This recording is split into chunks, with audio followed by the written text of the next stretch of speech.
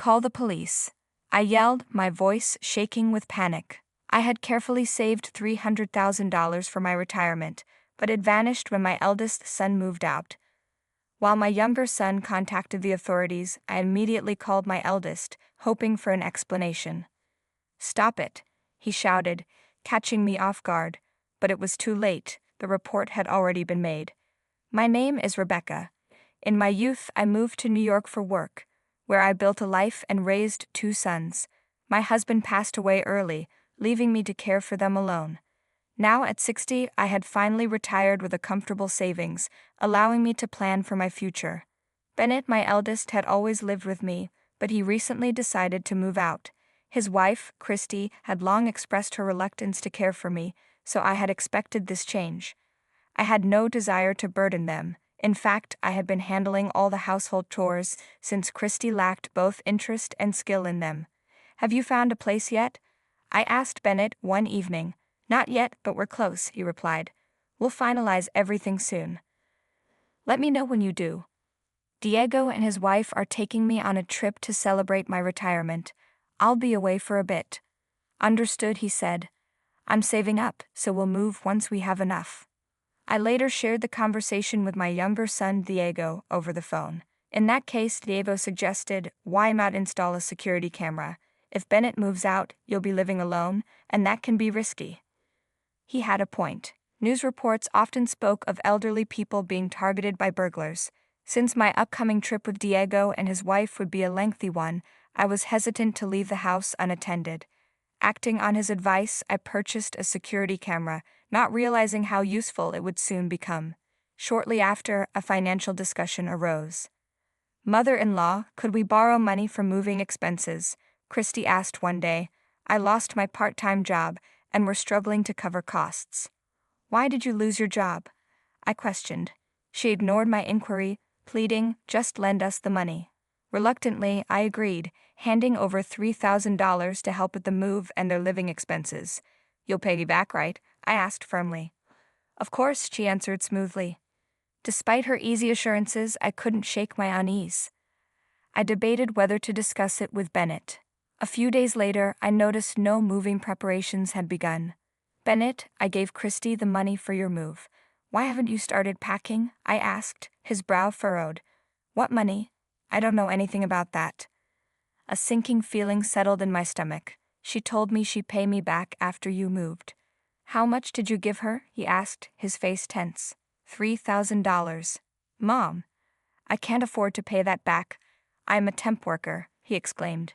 Shocked, I hurried to confront Christy. "Where is the moving money?" I demanded. "Oh, I spent it, but you have plenty. $3,000 isn't a big deal," she said dismissively. "What? On what?" "A few designer bags and some clothes. They were on sale and I couldn't resist. It's fine. I'll pay you back once I get a job." I was speechless. "I'm retired. I can't afford to lose that money. Do you understand?" Yeah, you're so annoying," she muttered.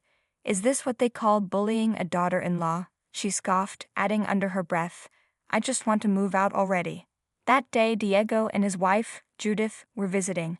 They had a 1-year-old child, and Judith, though hardworking, was currently on maternity leave. We planned to finalize details for our upcoming trip.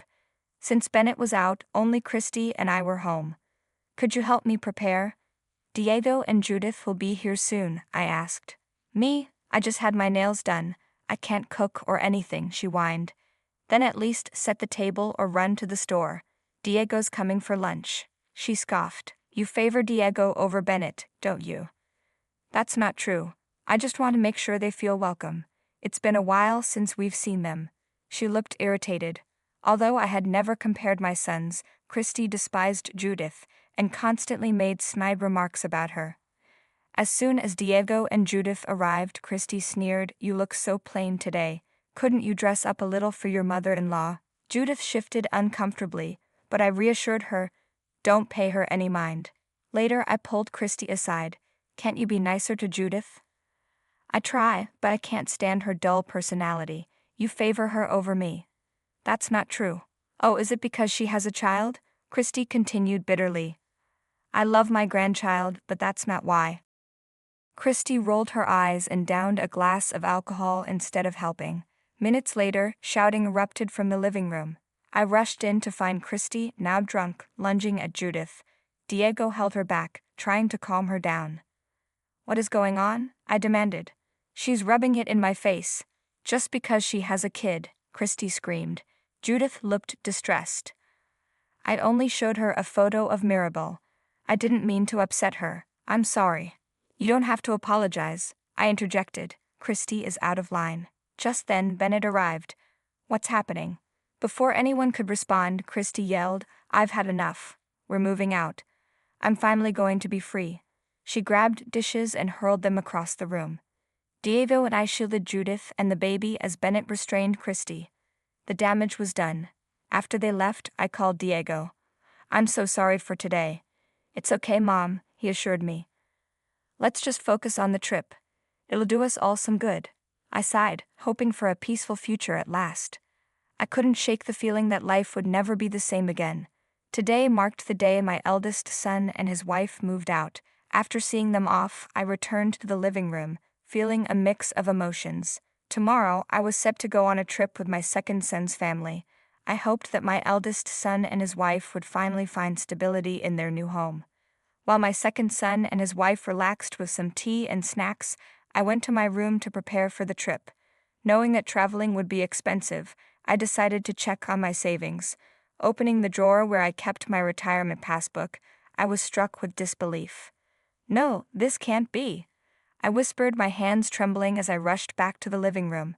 Turning to my second son and his wife, I could barely get the words out. "My savings, my retirement passbook, it's gone," I cried.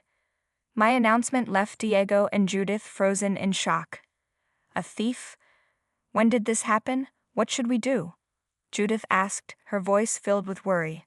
"How much was in the account?" she pressed. $300,000, I replied, my voice shaking. Diego and Judith exchanged horrified glances. "Call the police. It must have been a thief," I urged, prompting Diego to pull out his phone immediately. Then a thought crossed my mind. What about Bennett and his wife? They had just moved out without realizing that someone had broken into our home. If anything was stolen from them, they needed to know immediately. I quickly dialed Bennett's number. "Bennett, someone broke into our house. I didn't notice right away, but did anything of yours go missing? Please check when you unpack," I warned him. "Wait, what? What do you mean?" Bennett sounded confused. "My deposit passbook is missing. It had $300,000. Your father had been saving that money for my retirement. I've already contacted the police," I explained, desperation evident in my voice. There was a long pause before Bennett let out a nervous gasp.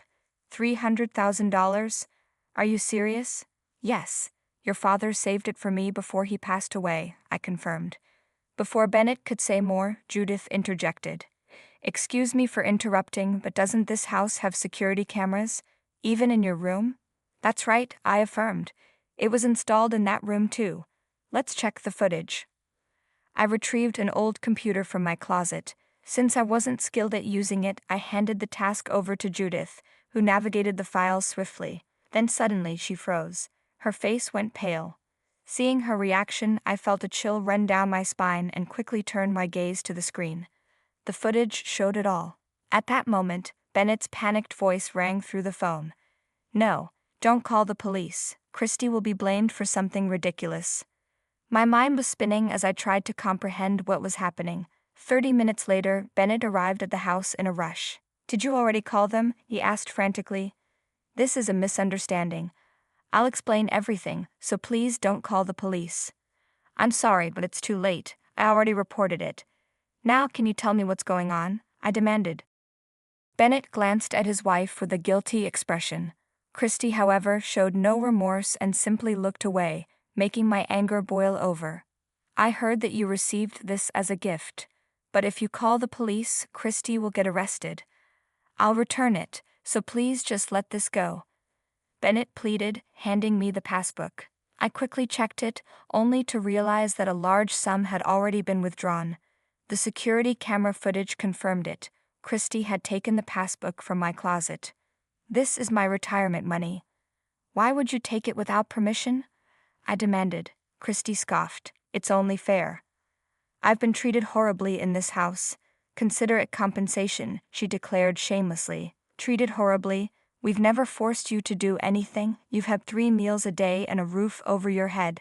What exactly are you complaining about? I retorted, furious. She rolled her eyes. I've endured more emotional suffering than Judith. You always favor her. It was unbearable when you paraded that baby around in front of me. Taking someone else's money is theft. Do you understand that? I snapped. I lived in this house too, so I have a right to it. Calling me a thief is so cruel, she whined. Do you even hear yourself? Diego erupted, slamming his fist on the table. Mom has always treated you kindly, yet you act like this? Bennett, why do you let her do whatever she wants?